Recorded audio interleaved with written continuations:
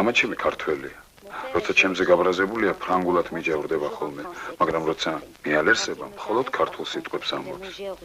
იმ სიტყვების წარმოთქმისას მამა ჩემს ხმა ისე უთრთის, რომ მათ გაგონებას ქვეყნად არაფერი მირჩევნია.